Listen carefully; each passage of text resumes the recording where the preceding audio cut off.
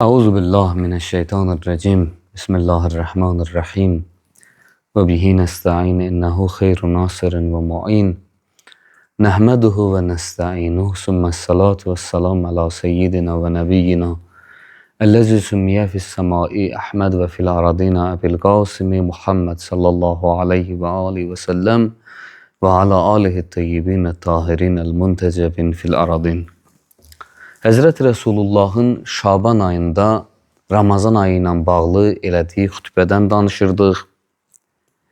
Gəldik bu yerə yetişdik ki, Həzrət Peyğəmbər buyurur ki, Əyyuhən nas, mən həssənə minkum fi həzə şəhr xuluqahu, kana ləhu cəvaz, ələs-sırat, yəmmə təzillu fihil əqdam.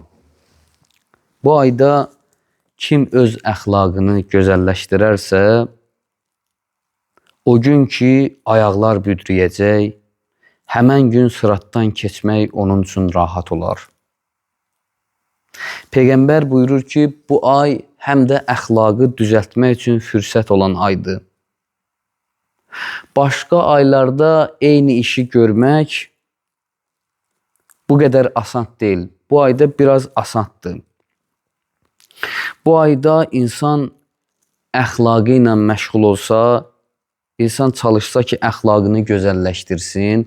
Məsələn, ola bilər kobud adamdır.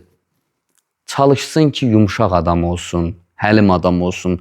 Bu ayda fürsət böyükdür tez yumuşalmaq üçün. Və yaxud adam əsəbi adamdır, qəzəbli adamdır. Bu ayda çalışa ki, bu qəzəbini həll eləsin. Bu ayda həm də Allah fövqəladə kömək eləyəcək onun bu qəzəbini həll eləməsində. Və yaxud ola bilər, məsələn üçün, bir adam ağızdan yaxşı danışan adam deyil. Məsələn üçün, son dövrlər insanı narahat eləyən mövzulardan biri də budur ki, bir adam Allah bəndəsidir, namaz qılır. Mömin deyir cəmaat buna, həm də görürsən ki, bunun ağzından söyüş çıxır. Bu çox qəribə haldır. Ona görə qəribə haldır ki, necə Allahla danışan ağız həm də söyüş söyər. Necə Allahla danışan ağız həm də əxlaqsız ifadələr istifadə edir. Ya bu ağız Allahla danışmağa layiq deyil, elə layiqdir ki, əxlaqsız danışsın.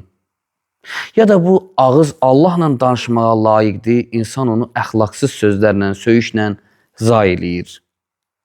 Peyğəmbər deyir ki, ey insanlar, bu ayda kim öz əxlaqını düzəltsə, həm də qiyamət günü ayaqların büdrəyəcək gün onun ayağı büdrəməyəcək, rahat keçəcək.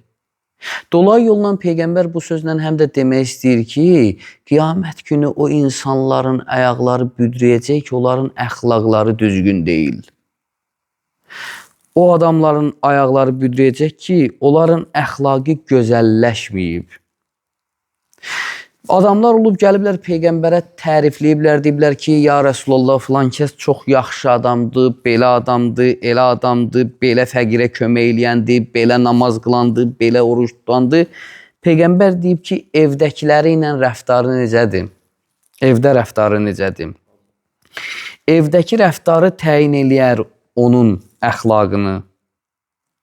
Evdəkilərlə yaxşı rəftar eləyəndir, yoxsa evdəkilərlə pis rəftar eləyəndir.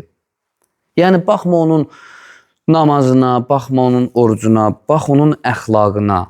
Əgər onun əxlaqı yaxşıdırsa, bəli, qiyamət günü bu əxlaq insana sıratdan keçməyə kömək eləyər.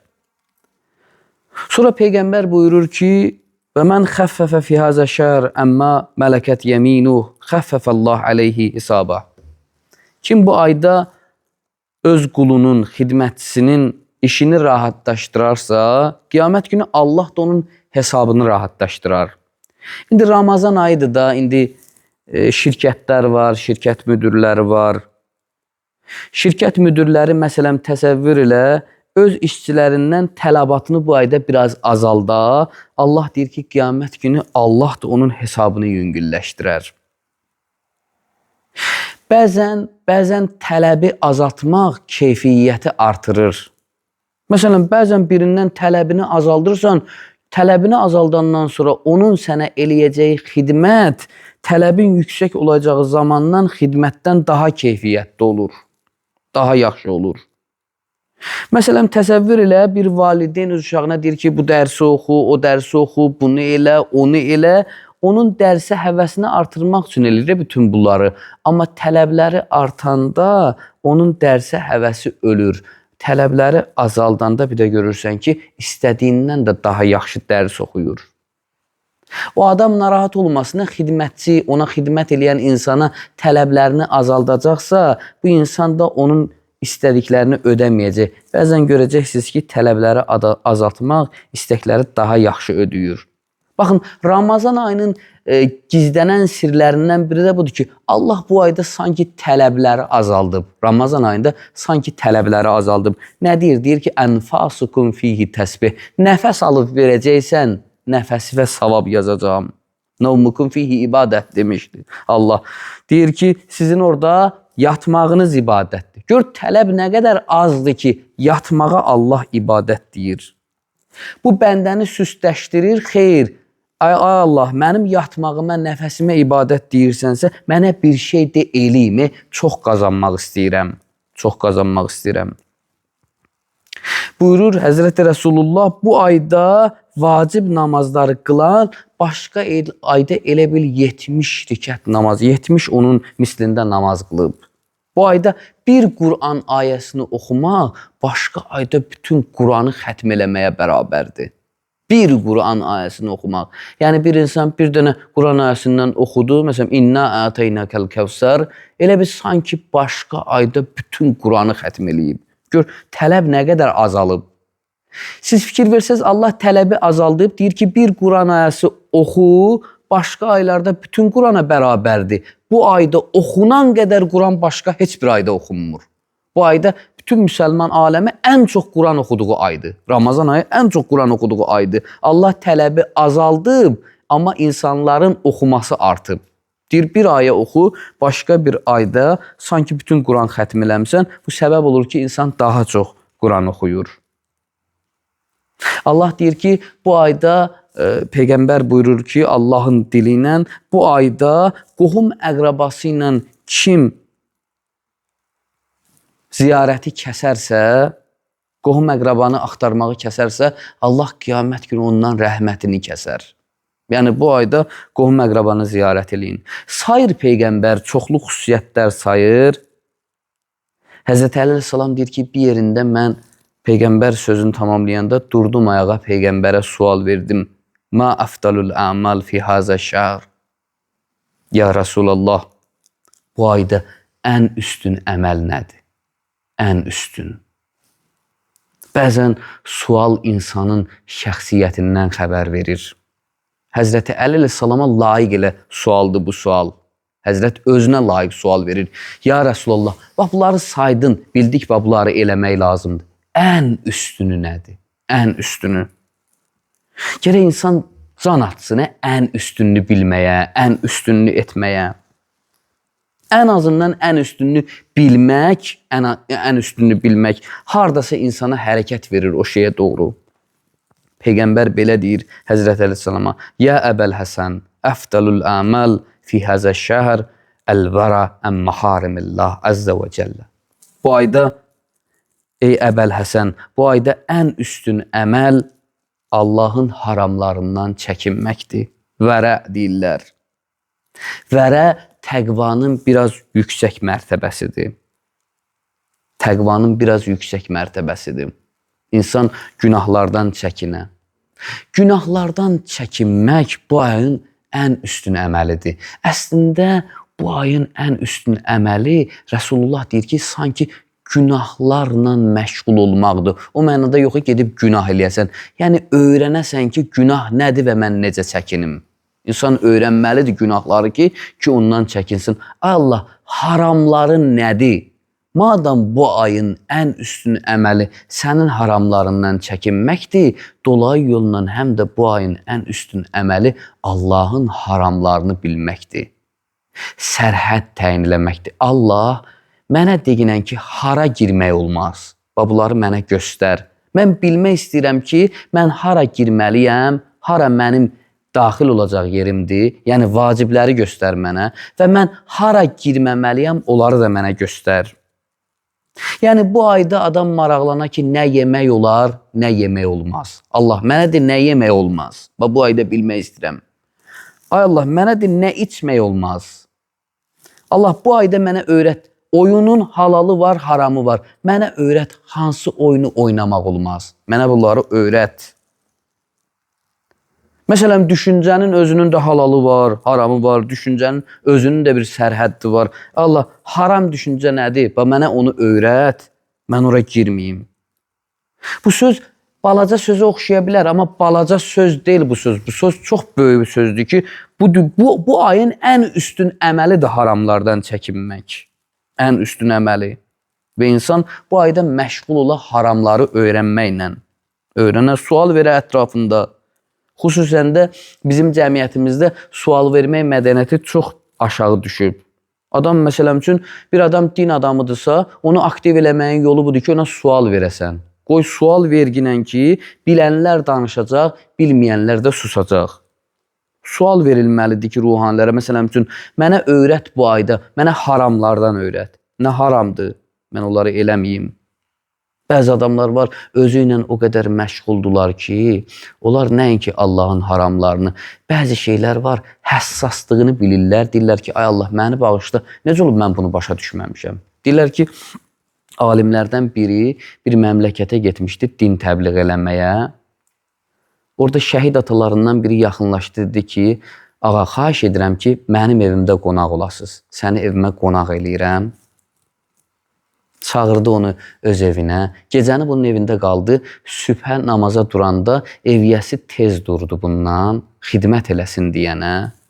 Dəstəmaz üçün buna yer göstərdi. Burada dəstəmaz al filan elə. Bura ayaq yoludur filan zat. Bu dəstəmaz alıb qaydanda əlindəki dəsmalı uzatdı ona. Dedi ki, buyur dəsmal xidmət elədi ki ona. Gələ dəsmal verirəm, əlini sil. O da istədi ki, ona şəriət öyrətsin. Dedi ki, müstəhəbdir ki, dəstəmaz suyu özü quruya. Dəstəmaz suyunu silməyəsən və əlindəki dəsmalı ondan almadı. Bizim dinimizdə müstəhəbdir ki, dəstəmaz suyu özü quruya. Deyir, yaşlı şəhid atası baxdı ona. Dedi, bəs sənin dinində qoca kişinin qəlbini qırmaq bəs necədir? Deyir, onda mənim gözlərim doldu. Dedim ki, dayıcan, mən bu neçə vaxtı dindən danışmışam. Cəmaata din başa salmışam, amma bugün başa düşdüm ki, mən din başa düşməmişəm. Bugün sən mənə başa saldın ki, mən danışdıqlarımı başa düşməmişəm. Sən Allah məni bağışla. Sən Allah, baxma mən dindən danışıram. Sən Allah, baxma mən cəmaata din izah edirəm. Bugün başa düşdüm ki, mən din başa düşməmişəm. Deyir, tez əlinə atdı ki, qurban olum, məni bağışla, dəsmalı aldı onun əlindən. Bəzi adamlar elə həssas həyat yaşayırlar ki, nəinki haramlardan qaçırlar. Allah, bunu sən istəmirsən, baş üstünə mən eləməyəcəm. Mən eləməyəcəm. Halbuki müstəhəb deyə doğrudan. Amma o yerdə ki, sənin müstəhəbbin bir insanın qəlbini qıracaq, nə müstəhəb? Orada qəlb qırmamağın dalıca düşərlər. Müstəhəb dalıca düşməzlər. Həzrəti Peyğəmbər Həzrəti Əliyə vəsiyyəti var. Deyir, cəmaat müstəhəblə çox məşğul olanda, işi gücü müstəhəblə məşğul olanda, sən neynə? Sən vaciblərdə həssas ol. Vaciblərdə həssas ol.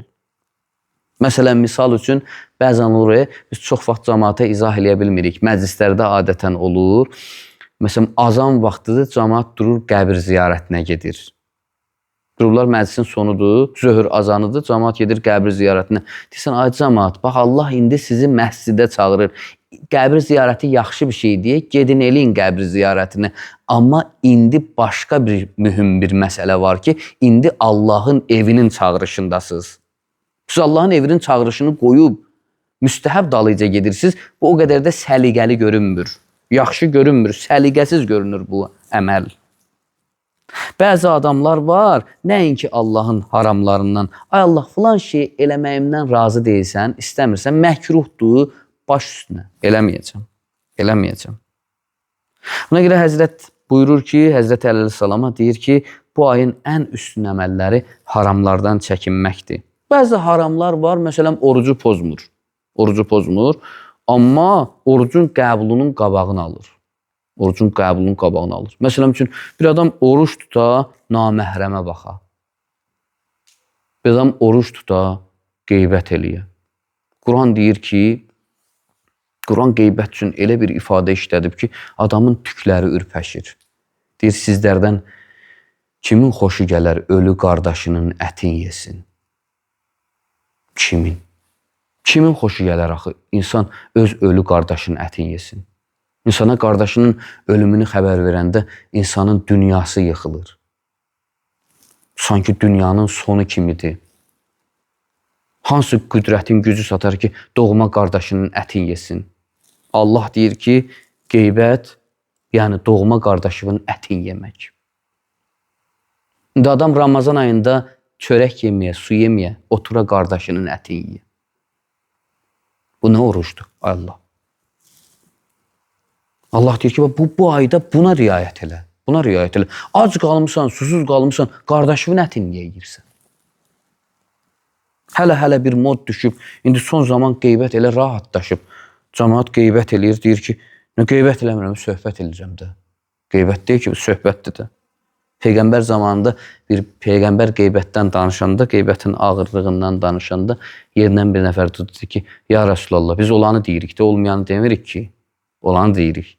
Peyğəmbər deyir, vay olsun sizin halınıza. Elə olanı deyən deməkdir də qeybət. Olmayanı desəydiniz böhtan olardı. Mən böhtandan danışmıram, mən qeybətdən danışıram. Böhtan qeybətdən də ağırdır. Qeybət o şeydir ki, olan şeydir, amma o adam orada yoxdur. Danışsan mömindir, eybidir də bir eybi var. Danışsan orada olsa qəlbi inciyəcək, narahat olacaq. İndi orada yoxdur, sən danışırsan onun dalıyca. Xülasə, mən istəmirəm, burada haramları danışım, haramlardan danışım. Amma bu ayın ən üstün əməli. Çünki o haramları danışmaqla burada bizim mövzumuz bitən deyil. Nə qədər danışmalıyıq Allahın haramlarını göstərmək üçün. Amma bir sual var. Niyə Peyğəmbər demir ki, bu ayda ən üstün əməl vaciblərə əməl eləməkdir, deyir, haramlardan çəkinməkdir. Çünki hər harama çəkinməyin içərisində həm də vacibə əməl eləmək gizlənib. Məsələn üçün, qurban olum, Allah qəbul eləsin, Allah qəbul eləsin. Son dövr həddən artıq namaz qılmayıb oruç tutanların sayı çoxalıb. Allah qəbul eləsin. Əlbəttə, Allah oruca da bir başqa savab verər, namaza da bir başqa savab verər. Amma namaz qılmamaq da günahdır. Cəmaət elə bilir ki, namaz qılmaq, yəni hər hansı bir fəzilətə əməl eləməkdir. Bir üstün bir şey var, mən ona əməl eləyirəm. Belə deyil məsələ. Bu məsələ biraz həssaslığı ilə cəmaata çatmayıb. Namaz qılmamaq bilirsiniz nə deməkdir? Yəni, Allahın ən böyük qaydasını çeynəmək. Allah sənə deyir ki, bu vacibdir. Bunu elə. Çünki mən eləmirəm. Mən eləmirəm. Bir nəfər əgər, məsələn üçün oruç tuta, deyək ki, namaz boş şeydir, inan Allaha ki, onun orucu da boş şey olur. Çünki Allahın bir qaydasını dolu hesab eləyə, bir qaydasını boş hesab elə. Bir adam ola bilər, məsələn üçün çatmaya, başa düşməyə, bəli, bu ola bilər. Bu başa düşüləndir, bu anlaşılandır. Amma inadkarlığından, amma mən əccəb eləyirəm, mən belə eləyirəm, mən oruc tuturam, namaz qılmıram, kef eləyirəm. Bu oruç tutmaq deyil. İnanın Allaha ki, hətta namazı inkar eləmək bərabərdir küfür şəriətdə. Çünki şəriət qaydalarından sabit olan, dəqiq olan, hər hansı bir qaydanı inkar eləmək elə Allahı inkar eləməyə bərabərdir. Bir adam ola bilər namaz qılmasın. Amma bir adam desə ki, namaz boş şeydir, namaz cəfəngiyatdır, elə bu bərabərdir küfür. Kafirin qaydaları kimi bu qaydalara daxil olur. Namaz qılmayan kafir deyil, mən bunu demirəm. Amma namazı boş hesab eləmək, namazı aşağılamaq, Allahın qoyduğu qaydanı təhqir eləmək, Allah deyir ki, mənim qoyduğum qaydanı təhqir eləmək, hesab elə mənim özümü təhqir eləyirsən. Mənim özümə sanki sən həqarət eləyirsən. Amma o oruç tutanlar ki, namaz qılmırlar, heç olmasa bu ayda desinlər ki, ay Allah, gücüm buna çatır, oruç tuturam. Amma xahiş edirəm ki, mənə namazı da qismət elə. Mən də istəyirəm, mən namaz qılım. İndi bir şeytan düşüb, bir bəhanə düşüb, bir azar düşüb canıma, oruç tuturam, namaz qıla bilmirəm. Xahiş edirəm, bu orucun hörmətinə mənə namazı da qismət elə. Bu olacaq gözəl, bu olacaq əla. Amma Bir adam Allah peyğəmbəri deyir ki, bu ayda ən üstün əməl haramlardan çəkinməkdir. Haramlardan çəkinməkdə həm də namaz qılmaq gizlənib. Çünki namaz qılmamaq haramdır axı. Bir vacibi tərk eləmək nədir? Haramdır. Məsələn üçün oruc vacibdir. Bir adam müsəlmandır. Bilə-bilə deyir ki, mən kef eləyirəm, yeyirəm, mən oruç tutmuram. Bu nədir? Bu haramdır. Bunu Allah nəinki o dünyada cəza qoyur. Allah hətta bu dünyanın özündə bəzən Allah bunun üçün cəza təyin edir. Deyir ki, kim bilə-bilə bir günün orucunu yeyərsə, o bir günün əvəzində ya 60 fəqir doyuzdurmalıdır, ya da 60 gün oruç tutmalıdır. Bir gün qəza, 60 gündə onun kəffarəsidir. Sonra deyir, məsələn üçün bir adam orucunu haramla poza. Haramla. Məsələn üçün gedə, nauzubillah, nə bilim, mən nə deyim, necə izah edim? Gedə donuz əti yeyə, gedə zina eləyə, nauzubillah. Orucunu zina ilə poza. Deyirlər ki, buna isə cəm kəffara gəlir. Yəni, həm bir qul azad eləməlidir, həm 60 fəqir doyuzdurmalıdır, həm də 60 gün oruç tutmalıdır. Cəm kəffara gəlir buna. Da bir kəffara gəlmir. Da indi qul dövrü deyil, qul azad eləmək deyil. Bunlardan hər hansınsa 2 dəfə eləməlidir. Yəni 60 fəqir yox, 120 fəqir doyuzdurmalıdır. 60 gün oruc yox, 120 gün oruç tutmalıdır. Elə deyil məsələ ki, mən Həzrəti Əleyhisselam bir qəşəng sözü var. Həzrət deyir ki, ilahi, mən necə deyim mən azadam? Necə deyim mən azadam? İstədiyimi eləyərəm. Sən bəzi şeyləri vacib eləmirsən, onları eləməsəm qiyamət günü cəza verərsən. Sən bəzi şeyləri ki, vacib eləmirsən, mən onları eləyirəm, onları da məndən soruşacaqsan. Məsələn, mən burada oturmuşam, dindən danışıram. Məqsədim budur ki, cəmaata nəsə çatsın. Yaxşı bir iş görmək istəyirəm. Amma and ola Allah məndən soruşacaq ki, o yaxşı işi hansı niyyətə eləyirdin? Nə idi məqsədin? İstirdin ki, cəmaatın xoşuna gələsən. Hansı idi sənin niyyətin? Yaxşı işlərimizi Allah bizdən soruşacaq. Yaxşı işlərimiz. Pis isə pis. Allah deyir, pisə sən deyirsən cəza verəcəksən. Sən günaha deyirsən cəza verəcəksən. Sən mənim yaxşılarımı soruşacaqsan. Ay Allah, mən necə deyim mən azadam? Bu ayda bax, inanırlar, mən bunları sözlərlə danışıb vaxt almaq istəmirəm. Oturub insan Allahın sərhədlərini fikirləşə, Allahın haramlarını fikirləşə, Allahın haramlarından qaçmaq həm də vaciblərinə əməl eləməkdir. Çünki hər vacibi tərk eləmək özü də haramdır. Peyğəmbər buyuranda ki, ya Əbəl Həsən əftəlül əməl fi həzə şəhr əlbəra əmmə harimillah əzzə və cəllə. Ya Əbəl Həsən, bu ayda ən üstün əməl Allahın haramlarından qaçmaqdır. Deyir, sümmə bəka, sonra ağladı. Həzrət Peyğəmbərə dedi ki, ya Rəsulallah, niyə ağlayırsan? Peyğəmbər dedi, sanki görürəm sən mehrabdasan və dünyanın ən bədbəxt adamı sənin başından vurur. Sanki bu ayda sənin saqqalının qana boyandığını görürəm. Ağladı Peyğəmbər deyir. Həzrəti Əleyhisselam yenə sual verdi. Dedi, bu hal mənim başıma gələndə dinim salamat olacaq. Həzrəti Ali adam kimi adam sabahı üçün narahatdır. Yəni mən doğru yolda olacam, bu başıma gələcək. Yoxsa mən azacam, hansı halda olacam? Dinimdə salamat olaram, sadiq olaram dinimə. Peyğəmbər deyir ki, bəli, sən sadiq olacaqsan dininə. Həzrəti Əli əleyhissalamın fəziləti üçün bircə bu kifayətdir ki, ayların, mən bunu demişəm dəfələrlə, ayların ən üstünü Ramazan ayıdır. Ramazan ayının ən üstün gecəsi Qədr gecəsidir. Qədr gecəsinin ən üstün məqamı sübh namazıdır. Salamun hiyə hətta matlail fəcr deyir Quran. O sübhə kimi salamatçılıqdır. O sübhə kimi. Ən üstün namazın, sübh namazının ən üstün yeri səcdədir. Həzrəti Əleyhisselam Allahın ən üstün ayının ən üstün gecəsinin, ən üstün ibadətinin, ən üstün məqamında zərbətlənir.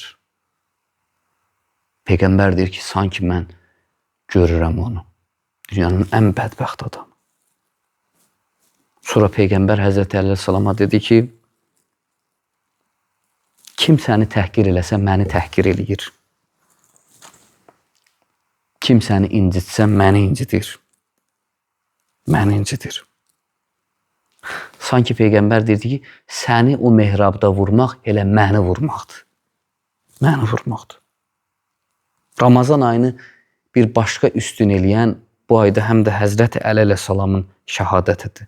Mən Allaha and verirəm, İzzət Cəlalına, böylüyünə, kəramətinə. Allah mübarək həyatı, o mübarək Həzrəti Əli əleyhissalamın həyatı ki, Peyğəmbər iyi verir. Bilirsiniz, Əli şiyəsi olmaq, İslamdan kənar olmaq bir şey deyil. Bu cəfəng sözü oxşayır. Bir adam deyək ki, mən Əli şiyəsiyəm, müsəlman deyiləm. Bu cəfəng sözdür. Bir adam Əli şiyəsi ona görə ola ki, çünki Əli ən yaxşı Peyğəmbər izindən gedəndir. Mən istəyirəm ki, Peyğəmbəri Həzrəti Əlidən öyrənim. Bu niyyətə adam Həzrəti Əlinin dalıca düşə ki, Peyğəmbər iyi almaq niyyətinə. Peyğəmbər iyi almaq niyyətinə. Allah bu mübarək ayda Allahın Peyğəmbərə göndərdiyi mübarək dini düzgün istiqamətdən öyrənməyi Allah bizə nəsib eləsin inşallah. Esselamu aleykum və rəhmətullahi və bərəkatuhu.